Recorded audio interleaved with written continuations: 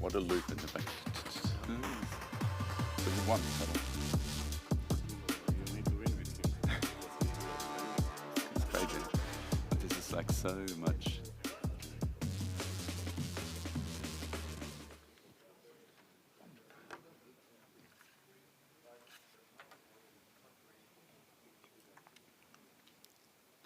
Ladies and gentlemen, a very heartily welcome and a very good afternoon here to the closing press conference of the Men's EHF Euro 2026 in Sweden, Denmark and Norway. It's my pleasure to welcome you here at Jyske Bank Boxen on the eve of the final matches and as a first opportunity to look back at this championship. I welcome with me here on the podium, first of all, starting from the middle and representing the European Handball Federation, its president, Michael Widerer. Hello. Sitting to his right and speaking on behalf of the three organizers, the president of Dansk Handbold, Thorsten Lane. Hello. Directly to my right, the first vice president of the European Handball Federation, Mr. Petr Bošković. Hello. And on the very right, the EHF Secretary General, Martin Hausleitner.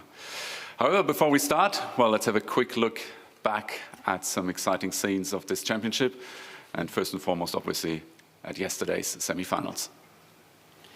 3, 2, 1, just run, boy, run, better run for your life. Run, boy, run, are you ready to fight? Oh, oh, oh, 'cause you're the greatest. Oh, oh, oh, boy, you better run, get your head in the game. Run, boy, run, like you're loving the pain. Oh, oh, oh.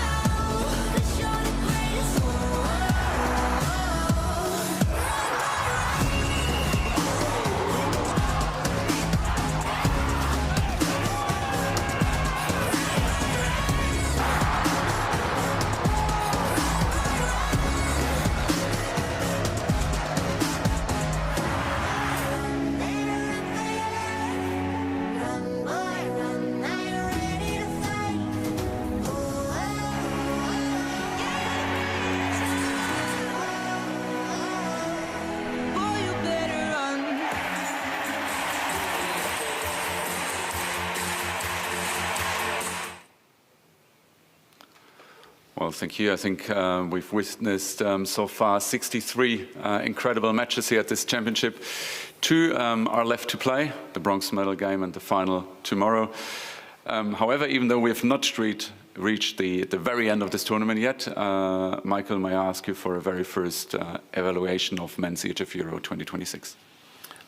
Thank you. Good afternoon, ladies and gentlemen.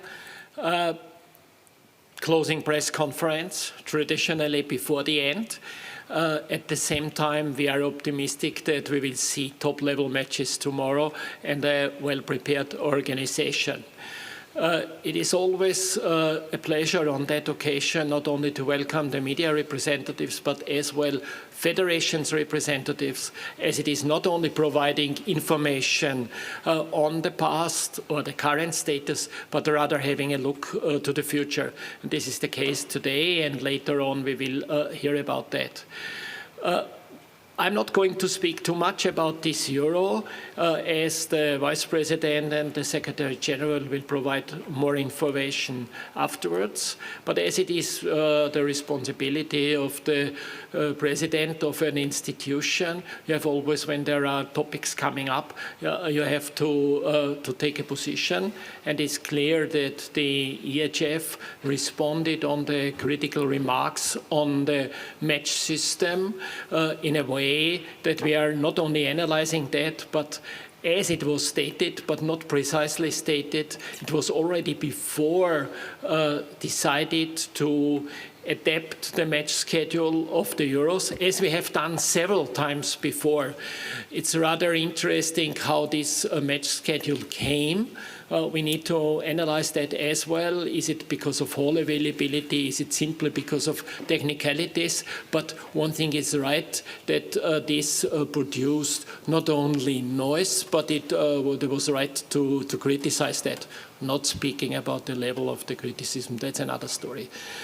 So the good news is that we are, in any case, that we are going to see in 28 at the men's Euro, and 2026 women's, it's anyway a different situation. For 28 at the men's Euro, as well in 3 countries, we will see a different match schedule, and for 2030 already is fixed. You will hear later on about the upcoming Euros. My role today is a little bit to speak about the general situation.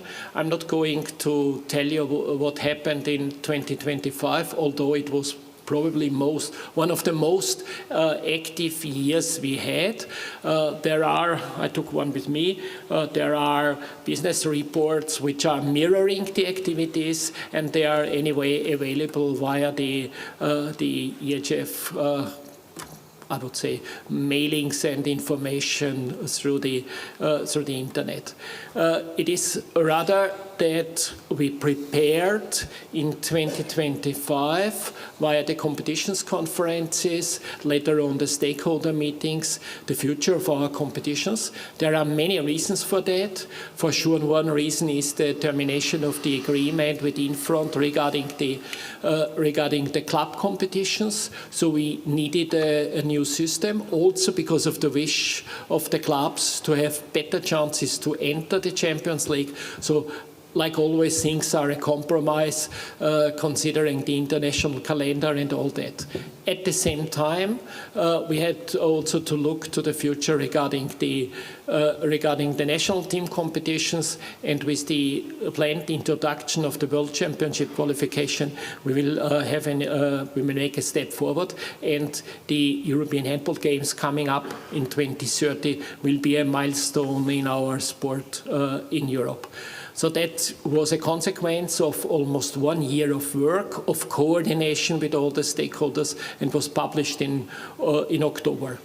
And I think we are now, after this Euro, going to work on the details, technical details, also economic details, looking forward to the contracts we have for the period after 2030. So the European Federation will be very active. Speaking about that, at the previous EHF Congress in September, many people in the executive committee were re-elected.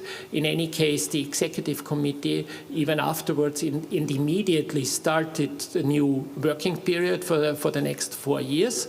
And today we had the first half of the executive committee meeting, which is traditionally taking place on the occasion of the Euro. There were 2-3 decisions. Others will follow tomorrow, because tomorrow we will also have to analyze the cooperation with the International Federation as a consequence of the previous IHF Congress and the EHF Congress. And today we spoke about the involvement of the players in our business, as we are in negotiations with the European Handball Player Union about an agreement. And it's also a topic how to integrate players into our professional handball board, women's handball board. The executive committee agreed to build up a players board consisting of 5 people, 2 of them female, 2 of them male, and being able to send 1 each to the PHB and the Women's Handball Board. Means a stronger integration of the players. This is according to what's going on international level, even on the IOC level. At the same time, we will prepare for the next EHF Congress, be it an ordinary or an extraordinary Congress, a motion to have 1 player representative being present directly in the executive committee. As a consequence of that, and working closely with the stakeholders, and I can only confirm that the contribution of the stakeholders, the work with the stakeholders on the level of the professional handball board really helped us to make the next steps, also in critical situations, which we are all facing in the current political situation in the world. We will go with a motion to this Congress for the integration of a player representative in the executive and also a league representative. This is necessary to find a balance in the executive committee, and is somehow also mirroring the overall picture, as we have a strategic part, we have with 3 people, we have a technical part, 3 commission chairmen, and we have freely elected nations representatives, and we have representatives of the stakeholders then. This is the confirmation of today's executive, and now a follow-up will follow to define the details. Second topic is the question how to go on with officiating. Officiating meaning refereeing and as well delegates. We all are aware of the fact that our game is faster and faster. That the environment plays an important role, not only because of the rules and the rule interpretation, which is an important part, but not for discussion here, rather how to support the presentation of the game, meaning to support those who are on the field or next to the field. So we opted not to decide today about a technical refereeing committee, which was originally planned. We have got 21 nominations from our member federations. And we said it doesn't make sense now just to nominate some people. It needs a clear structure for this part of our business. So what we are going to do is, until the April meeting, to develop a structure for this officiating business, including defining our relation to the IHF what concerns this technical environment. So I think these are 2 important working steps, which are work in progress, not finalized yet, but will be done. I opted for presenting this because it will be somewhere in the minutes or in press releases, but it's always easier to communicate face to face. Otherwise, I propose that questions about this are coming later, because at the end of the day, we are here to speak about the Euro and the environment of European championships. And with that, thank you very much. Thank you, Michael, and thank you also for the nice bridge back to EHF Euro 2026. Thorsten, as the president of Dansk Handball, may I ask you for your first evaluation and also speaking on behalf of the organizers of this entire championship? Yes, thank you. Thank you, Mr. President, the ladies and gentlemen, handball friends. On behalf of Norway, Sweden and Denmark, I have gratitude to the EHF to give us the trust to arrange this tournament. We are very proud of the outcome. We are proud of the intensity of the games we have on the playfield.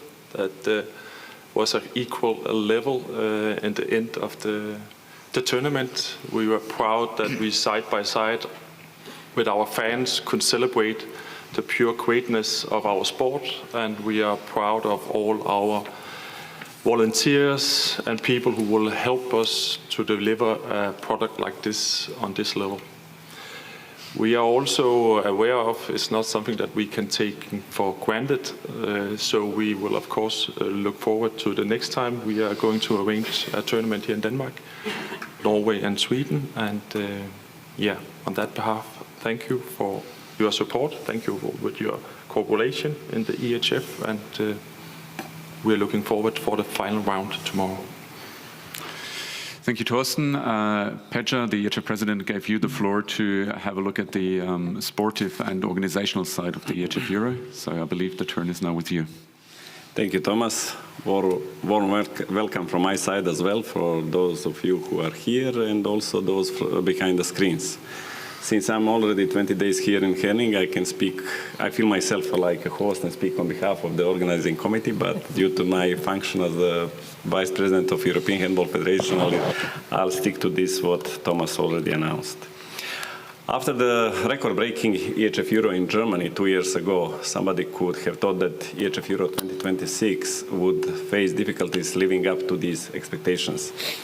However, after 2.5 weeks of handball, we can say with confidence that Denmark, Norway and Sweden truly delivered.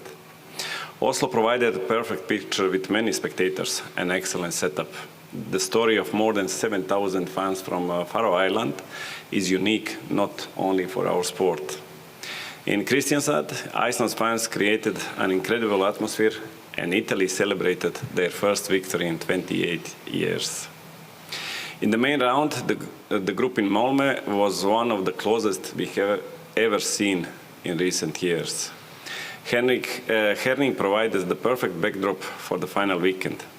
This is a handball heartland, and you can feel it every time you enter the arena.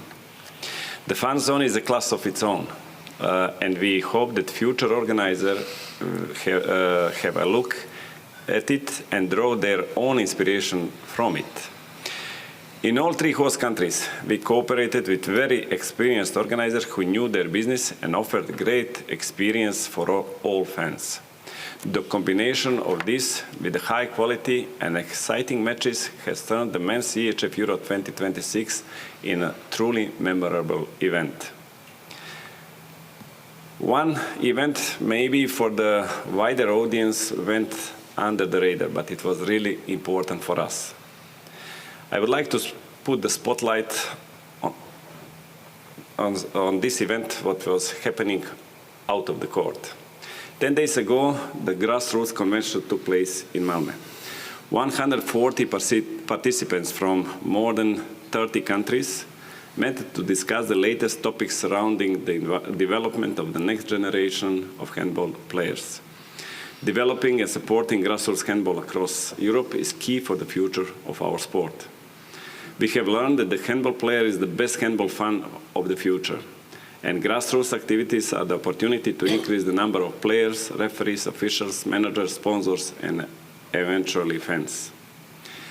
At the end, I would like to say one big thank you to the team behind all the teams. The gratitude of the European Handball Federation goes to the organizing committees and to the many staff and volunteers who have worked hard over the last weeks and months to make this championship a success. It is clearly understood that a championship like the EHF Euro 2026 would not be possible without them. Thank you once again, and if there is any question regarding this, what I already said, I'm more than happy to answer for it. Thank you. Thank you, Petra. Martin, we see the first numbers emerging from this EHF Euro in terms of TV audience, also on the digital side. Can you give us a quick evaluation here in this respect?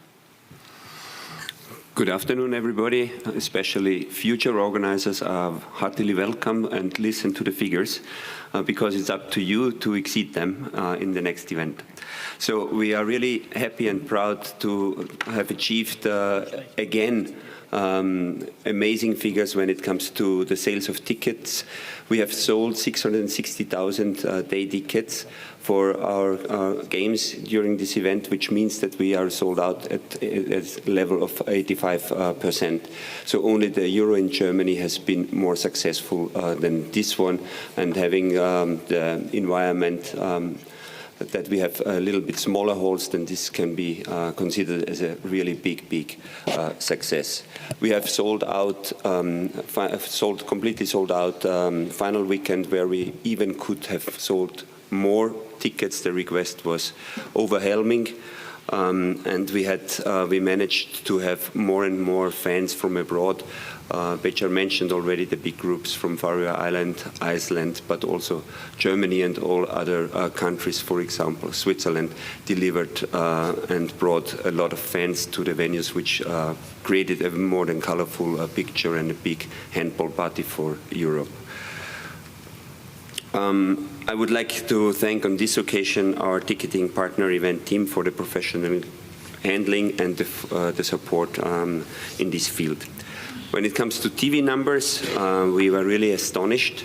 We didn't expect to produce these figures. My personal highlight was that the game Denmark against Germany in the preliminary round, the game reached 1.5 million spectators in Denmark, which mirrors 68% market share.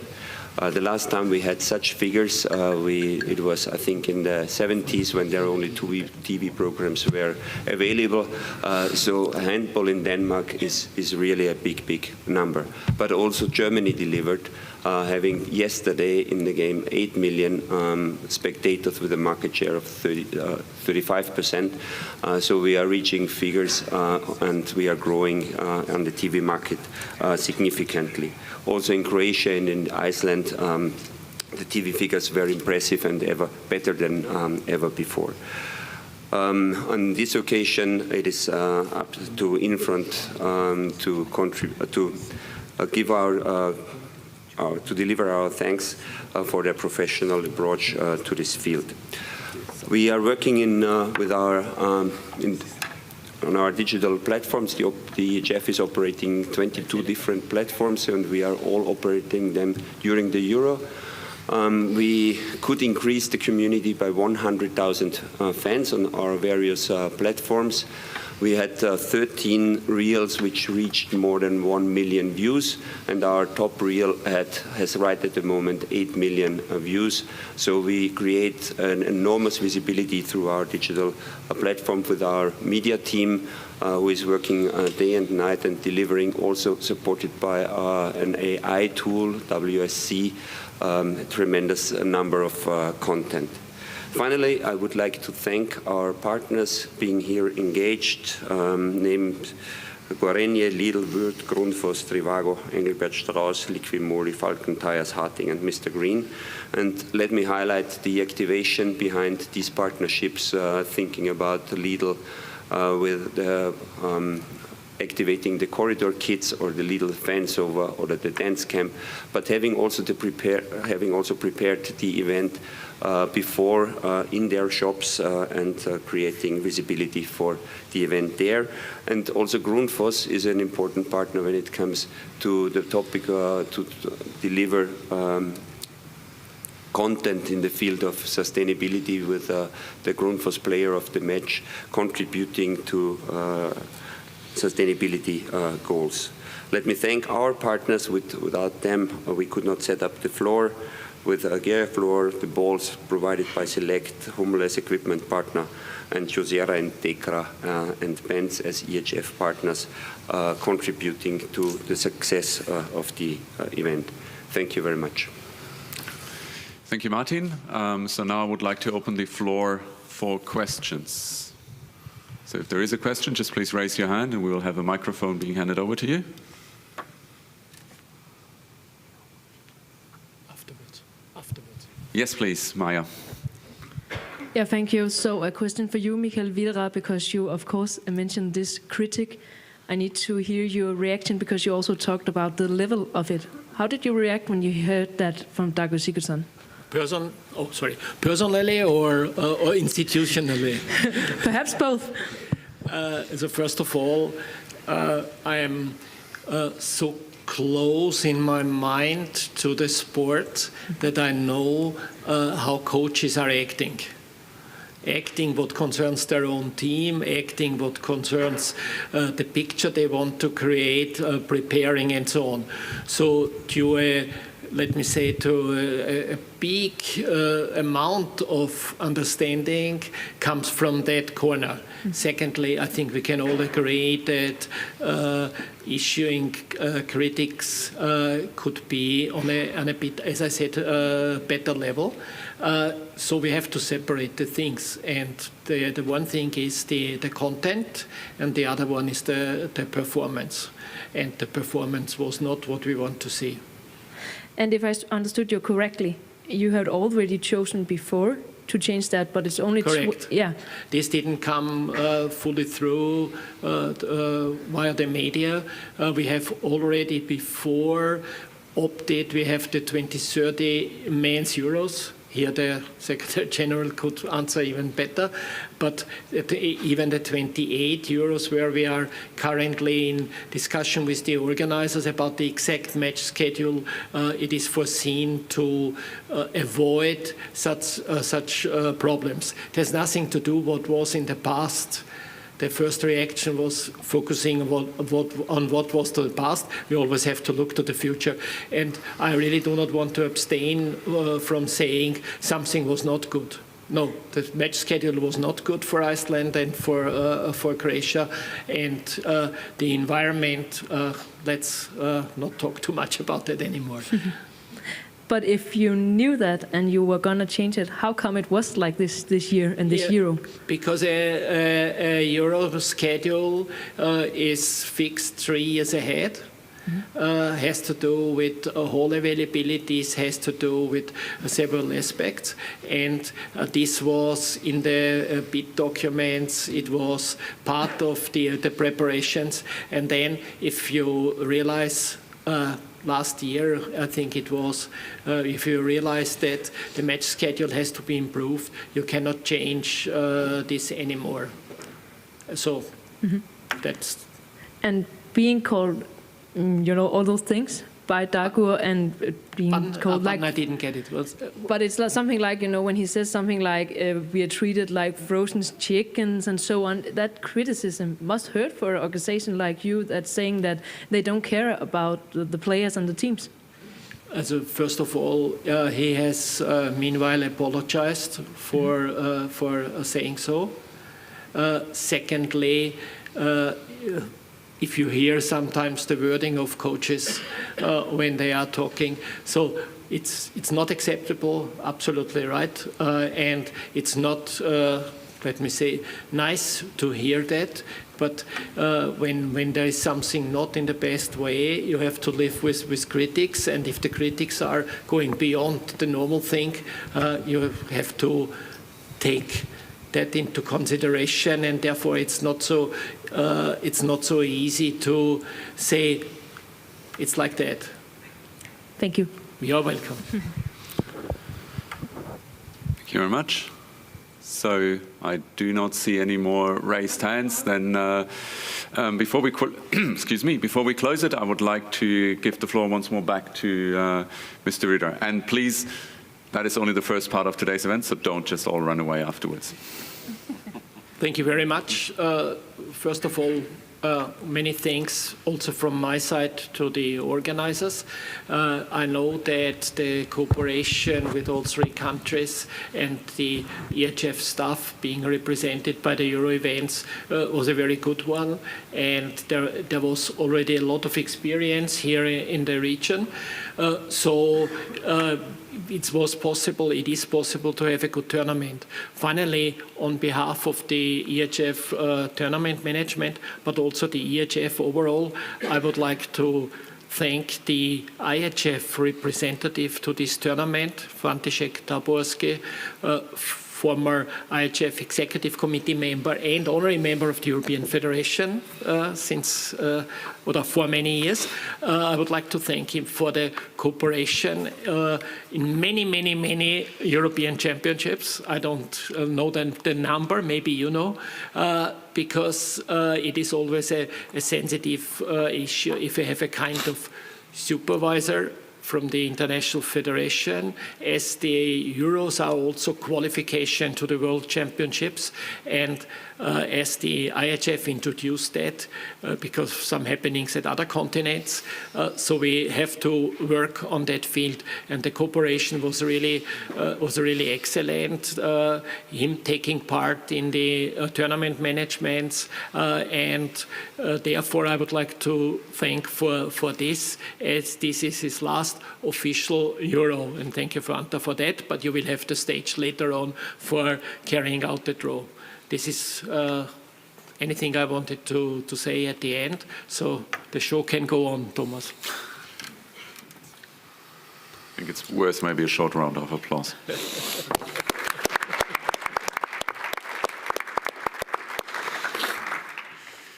Thank you very much. Thank you very much, gentlemen. So we now, as I said, we close the closing press conference and we continue with the awarding of the Sean Rowland Special Media Award. And for that, I just would like to ask the gentleman to leave the stage, and we continue in front of it.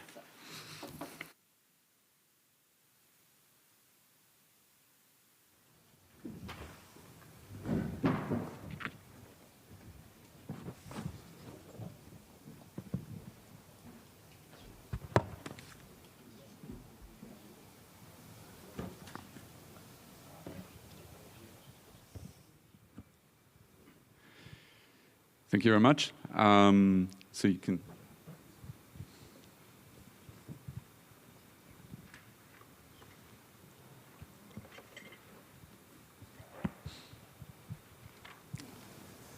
Thank you very much. So you can see it on the screens to my right and to my left. We're now coming to a point that's a fixed part of the program every 2 years at the Men's EHF Euro, the handing over of the Sean Rowland Special Media Award. We're handing this award out since 2010 in memory of the European Handball Federation's former communications manager, Sean Rowland, who passed away in December 2008. And we're doing this to award and to honor special merits in handball coverage. The person we would like to honor today, in my memory, first appeared on the European handball scene about 10 years ago. And I remember that he first caught my attention when, together with an accreditation request for, I think it was the EHF Final Four in Cologne, he said, could I bring a US photographer? And we did something at, I think it was baseball or basketball, that we would basically stitch like 1,000 and 1,000 photos together that you could zoom in and you could see like every spectator at this event. And that was truly something special, and I can say that we eventually did this for Cologne. Ever since, he's become an avid follower, not only for European handball, but really across the continent. You can see him in France, you can see him in Hungary, you can see him at events in Germany, as I said, not only on the international level, but also on national level. Some of you might have been aware of the website that he's running. It's actually named after the Danish word for line player. It's strakspiller.com. And so I would very much like to welcome, and I know he does not like to be so much here on the front stage, but it's my honor to welcome here with me on stage Joachim Schütz.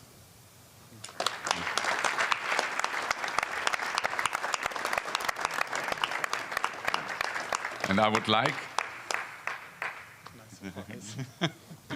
Surprises are always good. And I would like the President of the European Handball Federation to hand over the award and for a quick photo opportunity.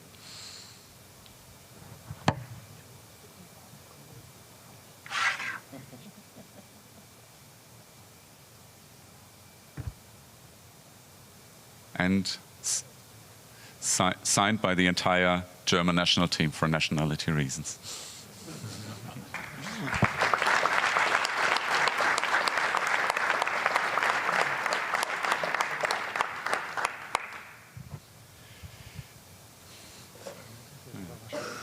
Thank you very much, and I can say it's really an honor and a pleasure for us seeing you at all our events. Thank you.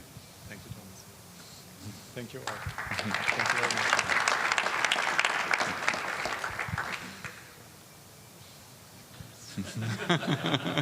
So camera also always needs to be carried along. So now we move on to the, I just need my notes here. There we go. Now we move on to the third part of today's event, and we always give the future organizers of the European Championship to give a short presentation of what's ahead. And we start with the event that's less than 12 months away from right now, the Women's EHF Euro 2026, to be played between the 3rd and the 20th of December in Poland, Romania, Czechia, Slovakia and Turkey. And for a short presentation of what we can expect, I would like to welcome here with me on stage Sevim Bahar Bashbina, the Deputy Secretary General of the Turkish Handball Federation, Nicolae Luca, the Secretary General of the Romanian Federation, as well as Monica Liskevich, the Event Director for the Polish Handball Federation. So, ladies and gentlemen, the floor is yours. And Sevim, are you going to start? Yes. Perfect. Then you're the one who gets the microphone first. Ladies and gentlemen, handball friends, first of all, I would like to thank you for all the emotions and great success we shared during the Men's EHF Euro 2026. And I'm pretty sure that tomorrow will be historic. The feelings from all the previous EHF Euros are with us today. And now we continue the journey with a new story. The emotions remain, the heroine changes. The Women's EHF Euro 2026 is one of the largest women's sporting events in Europe, hosted together by 5 countries for the first time. This championship is more than a competition. It is inspiration for young female athletes across Europe. Poland, Romania, Czechia, Slovakia and Turkey, united on one map, bring cultural diversity and sporting excellence together. 5 nations, 1 story, 1 passion. 5 nations, 1 Euro. Today, we proudly invite you to have a look at this shared journey. Let's have a look at the video. Thank you.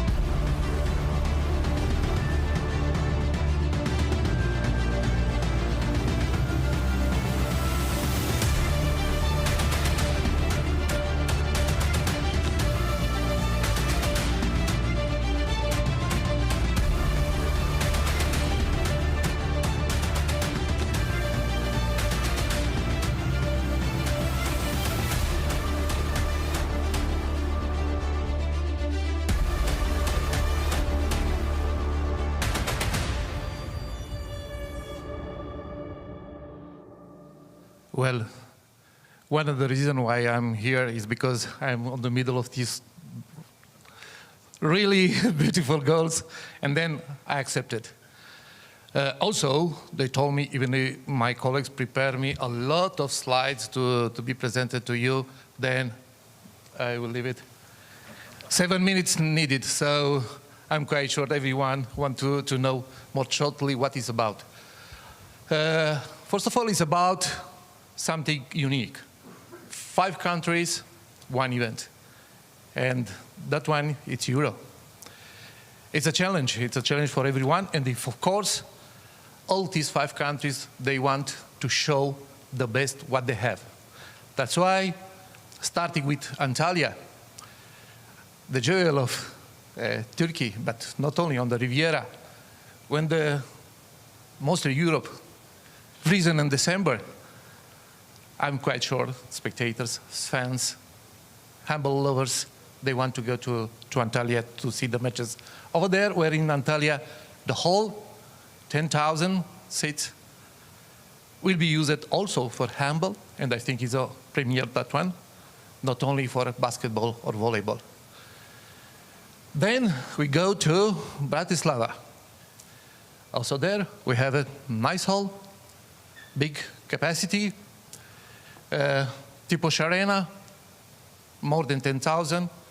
And about Bratislava, you know so many things, so it's not science for my side to explain you how it's good to be there and how it's nice to spend some time in Bratislava. Also in Brno, new hall, we got information how nice will be this hall because it will be completely new and then will be inaugurated on occasion with this event. More than 13,000 seats. Should be nice, should be enough, I think, for the Czech spectators, but not only. Then move to Oradea,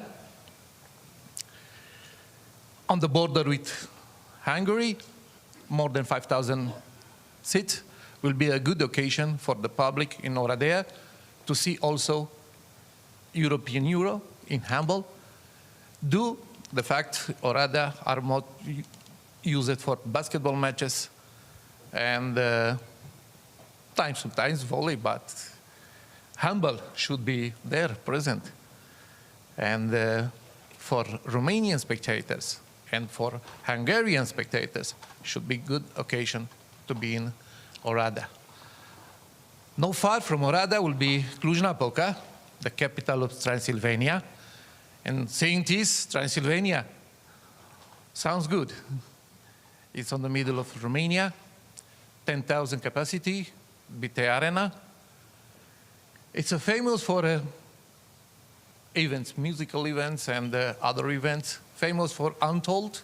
I don't know if you know about this Untold, but every year, 100,000 youth goes there. Also because Cluj-Napoca is most famous for universities, and we consider the cities for youngest. And Katowice with the final weekend, and Spodek Arena, more than 11,000 spectators. Speaking with Polish friends, we got a lot of information. I will leave Monika to explain you why it's interesting to be in Katowice for the final weekend, for final matches, and to enjoy the end of Euro 2026. Thank you so much, Nico. Ladies and gentlemen, a few more information, but very important. Katowice, of course, is new modern city, which is full of sport. And very soon, because April on 16 will be final draw, that I invite you right now to Katowice, will be in the new hall, which is the most prestigious concert hall in Europe, designed by Mr. Toyota, who is responsible for acoustics. So will be huge and very nice events. The next one is tickets. Of course, we began ticket sale exactly 1 year before start the competition, start the Euro, 3rd of December. Right now, currently available tickets packages for venue and for runs.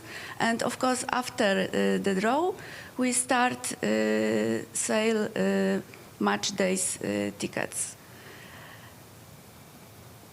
The structure of the tournament is like you see. The preliminary round will be in whole 5 countries. Start with in Antalya and Ordea, and the next one 4 of December, Bratislava, Brno, and Cluj-Napoca, and finally in Katowice. Then main round will be in 2 countries, Romania and Poland. And finally, final weekend will be in Katowice, Spodek Arena. The claim, of course, we have the official claim, which is maybe very short, but has a lot of meanings. Be here. Means also be fun, be teams, be with us, be in Poland, in Romania and Turkey and Czechia and Slovakia, sorry, be here for your team, be for supporter this competition. And the mascots, this is a surprise because it's coming for us, not right now, but very, very soon we will see, so stay tuned. And you will get choose the name of the mascot very, very soon, so I invite you. And I invite you to our competition, to our Euro, and see you in December. Thank you so much.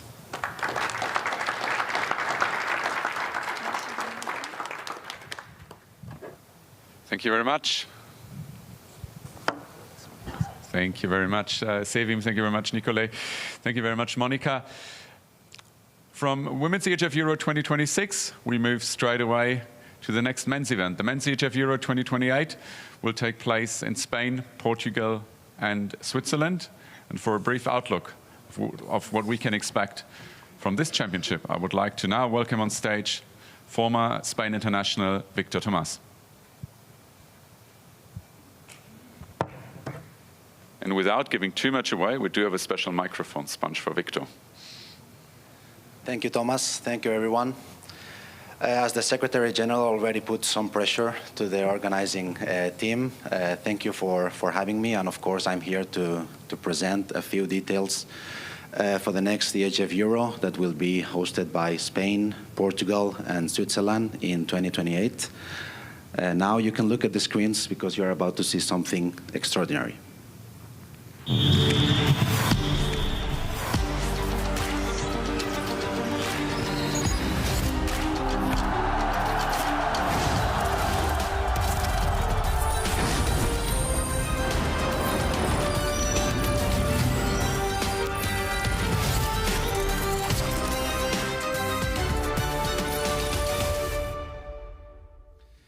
So this is the logo for the EHF Euro 2028. It's a dynamic and attractive logo that reflects the desire to the entire world to offer an inclusive tournament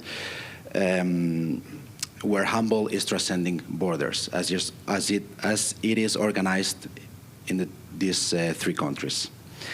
From the very beginning, this project has pursued 2 goals. One goal is to reach out to as many fans as possible, and the other goal has been to organize the best EHF Euro in handball history.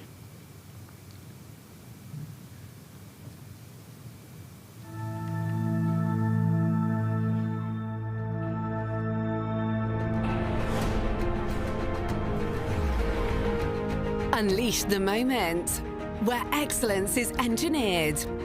and every detail pushes performance to its highest level.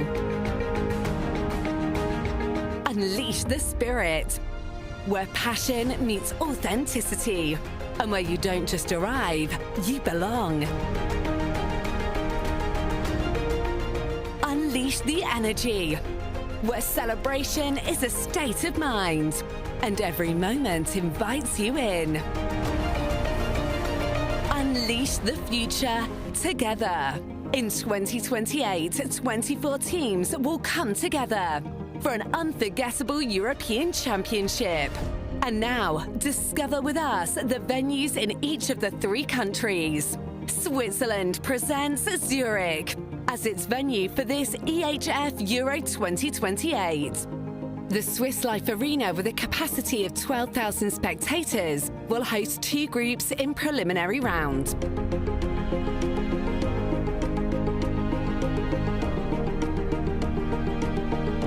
The EHF Euro returns to its roots to Portugal, which presents as venue a cosmopolitan city like Lisbon. In recent years, Lisbon has acquired special prominence in handball teams.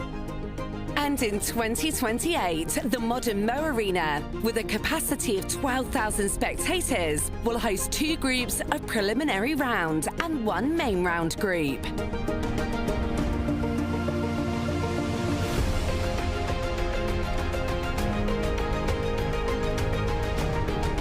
Spain will have 2 host cities. The first one is Valencia, a city with a rich handball heritage and some of the most modern halls in the country.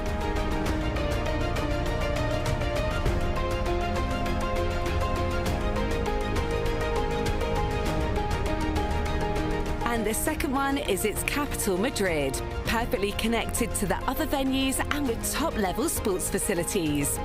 Valencia and Madrid are connected in 1.5 hours by high-speed train, and those will enjoy the opening match, 2 groups of preliminary round, 1 main round group, and the final weekend.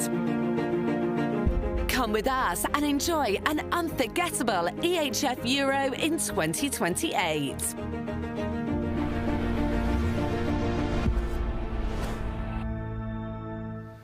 So, I think it's going to be amazing. We are talking about very historical cities here.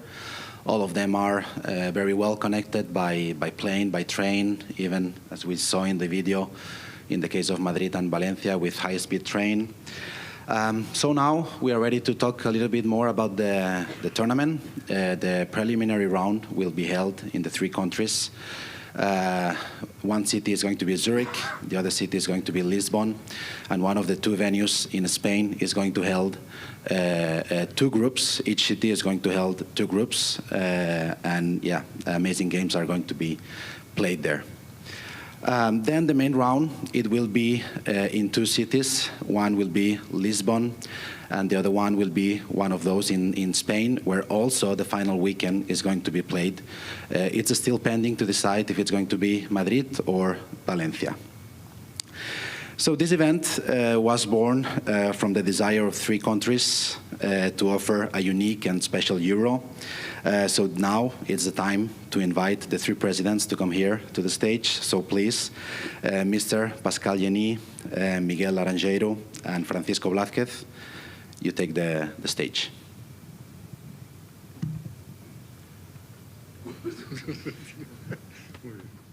Thank you so much to be here. Ladies and gentlemen, it's a pleasure to play together this game. I think the Portuguese, the Spanish, and the Swiss, they are friends in a lot of topics, not only in sports.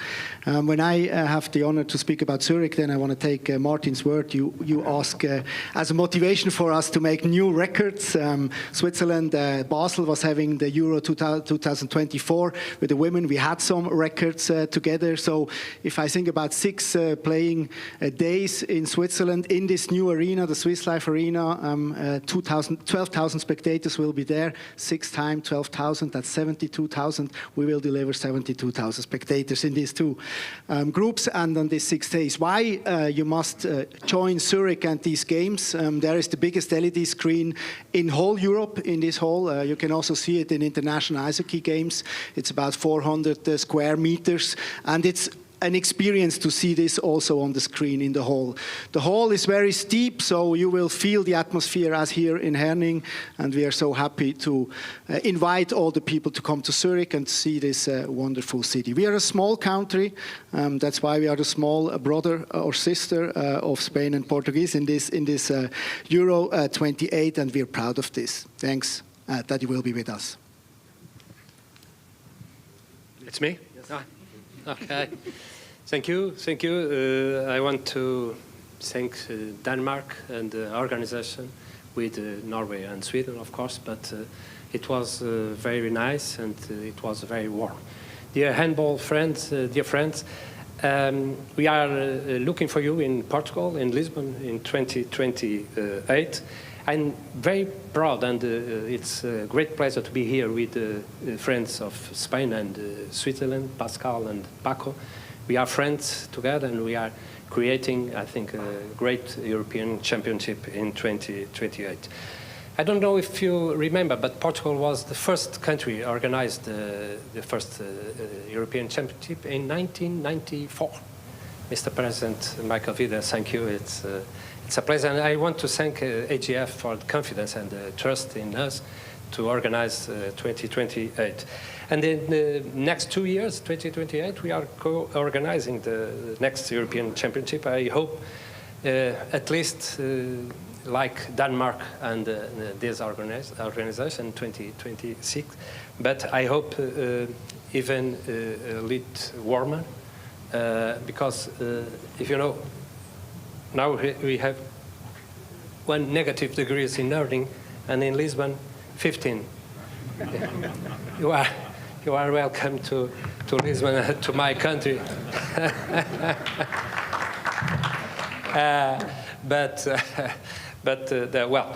Portugal, you know, Portugal is one of the safest countries in the world, and a country with 900 years of history. I think our Danish friends understand what I'm talking about. We have the oldest borders in Europe. The oldest borders in Europe, because we are a long, long time ago country with Spain, yeah, with good relations with our neighbors, yeah. And we like to welcome people, and we want to. That's very important. This 2028 is very important for Portugal. Handball is the second most popular team sports in our country, and these organizations, I think they are important for countries, for Portugal, of course, but for European handball. It's important to have the European Championship, the World Championship, in many countries in our continent. I hope to see you in Lisbon 2028. Thank you very much. And now, the neighbor. Dear handball family, I am so proud here to present this Euro 2028 together with my colleagues and friends, Pascal and Miguel, to present the Illusionant Euro 2028. We worked so hard since 1994, with the first European Championship made in Portugal, 1996 in Spain, 2006 in Switzerland. And we worked so hard to make a special event for different points, especially for the younger fans, especially for make the best accommodation, food, transportation for the true protagonists, for us, is for the players, for the referees, for the delegates, for the officials, for bringing all the hospitalities in our countries from the center of the Euro to Switzerland, to the south, to the Iberian Peninsula, like with a line cut the middle of the Iberian Peninsula, like to Lisbon, Madrid, and Valencia, from Atlantic coast to the Mediterranean coast to the center of Iberian Peninsula. We prepare a special event, which is a surprise in the next month.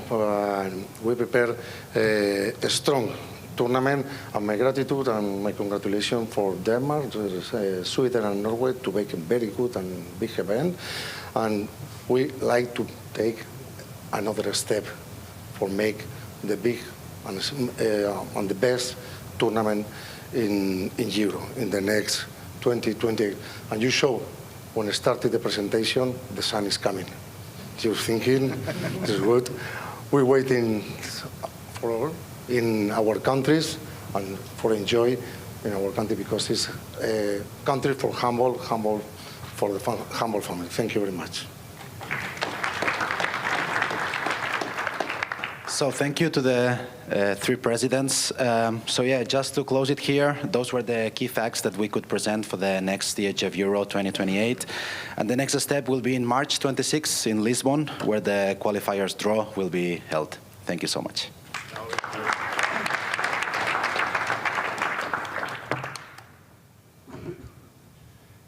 Thank you very much, Victor. Thank you very much to the presidents of Spain, Portugal, and Switzerland. Well, we're now coming to the final part of today's event, which is the draw for the qualification phase 3 towards the IHF Men's World Championship 2027. For that, we go into a very, very short break to change our setup, and takes about 2 minutes of everyone watching. Please stay tuned. For everyone sitting here, please don't run away. We'll be with you again shortly. Thank you. Take some water. Don't run.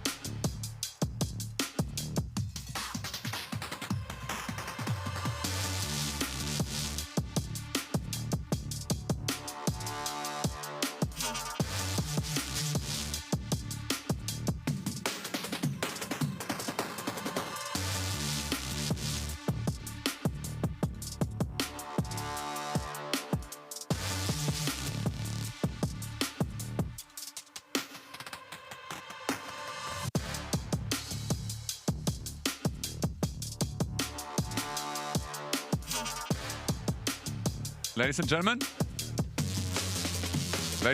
if I can just ask you to take your seat, we will start again with the draw in about 1 minute.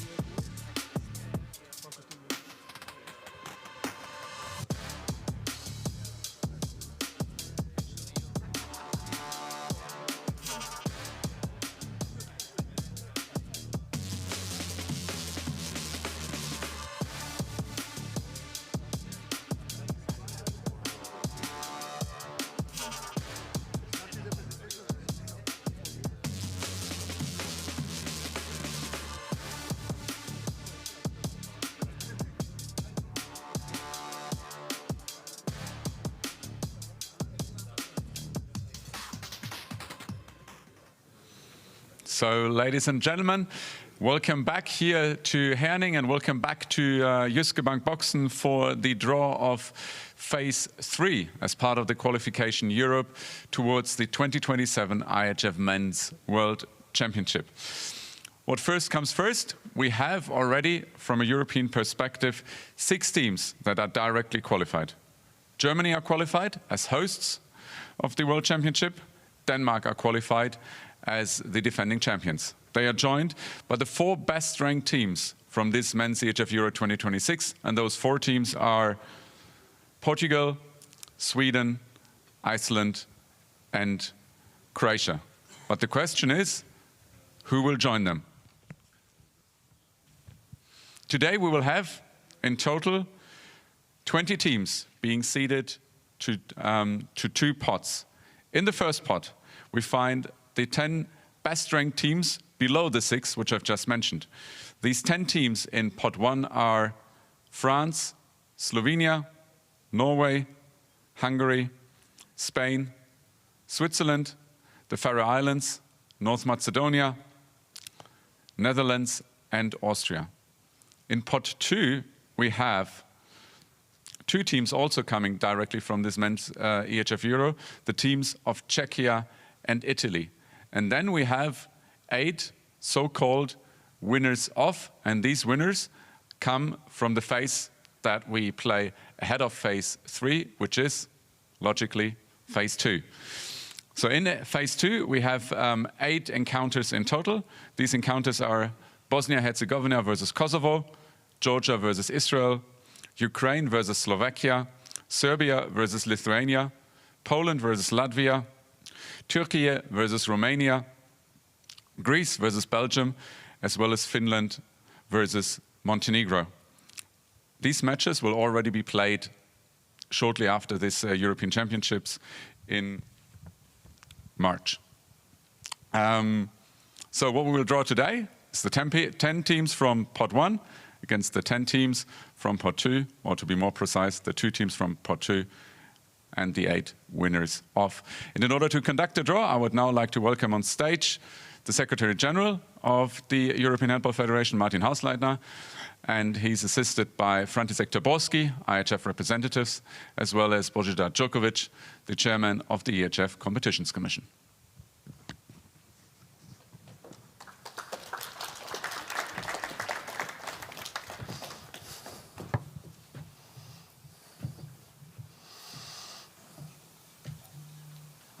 So we are here to start.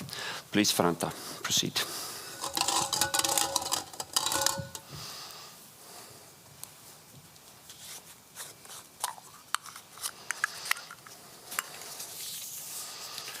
North Macedonia.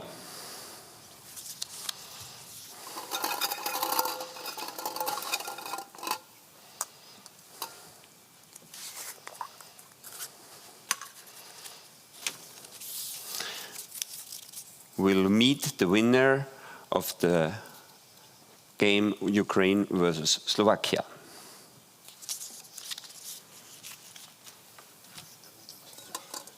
Ja.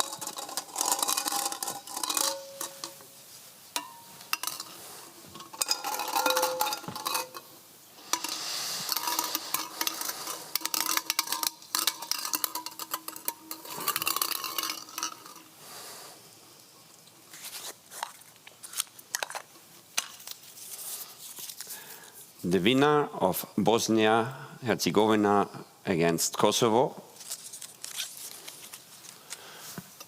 will meet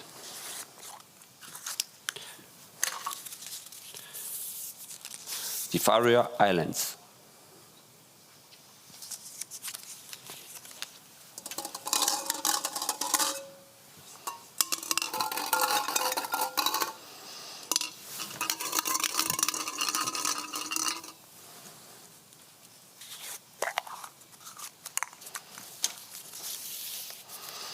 Czechia.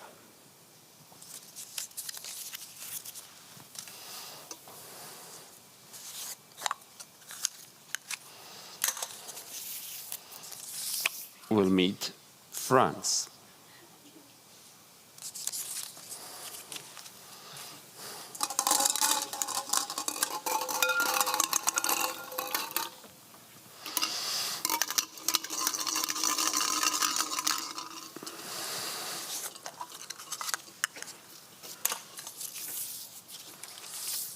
Switzerland.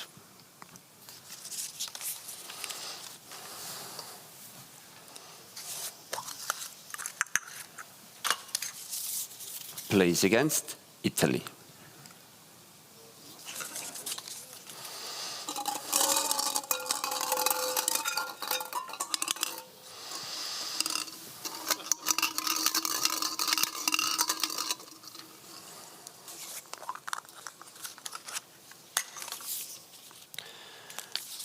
The winner of Finland against Montenegro plays against Slovenia.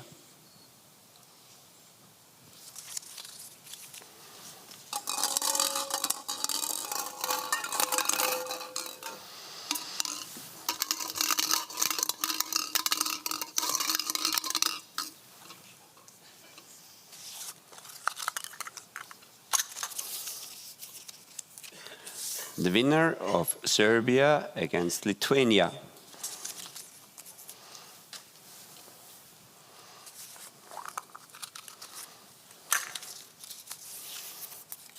Meets Hungary.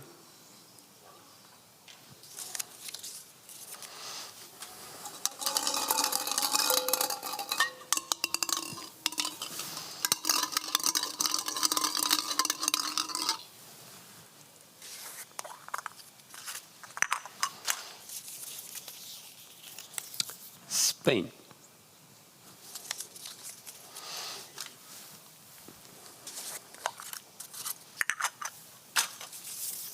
Plays against the winner of the game Georgia against Israel.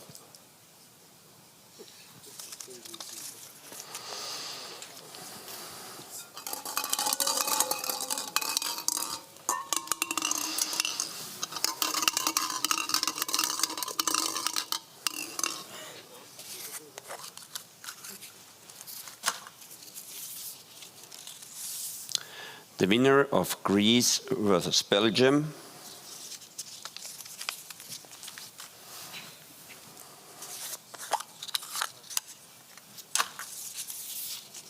plays against the Netherlands.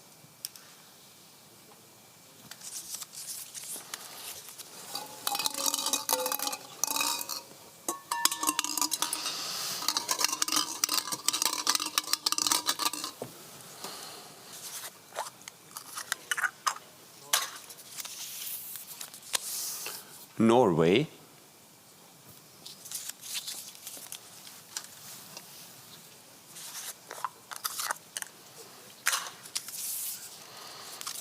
will meet the winner of Turkey versus Romania.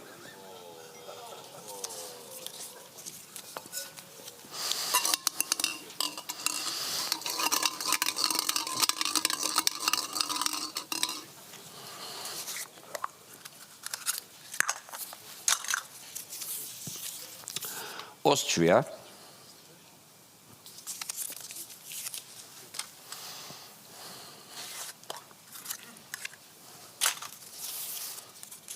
Will meet the winner of Poland versus Latvia.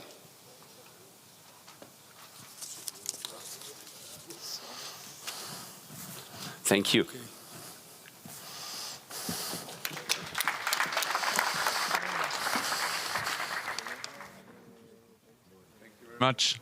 Thank you very much, gentlemen. This concludes the draw for phase 3 of the Qualification Europe towards the EHF Men's World Championship 2027. Have a look at the screens and see the pairings. As you can see, always the first team that was drawn has the home right in the first match. The second team that was drawn has subsequently the home right in the second leg. Those first leg matches are going to be played on the 13th and 14th of May 2026, and just a few days later on the 16th and 17th of May, the second leg matches take place. Ladies and gentlemen, with that, I would like to close the event for today. For everyone who is watching, thank you very much for following. And have a great afternoon, and I wish everyone fantastic matches tomorrow here at Boxen for the final day of Men's EHF Euro 2026.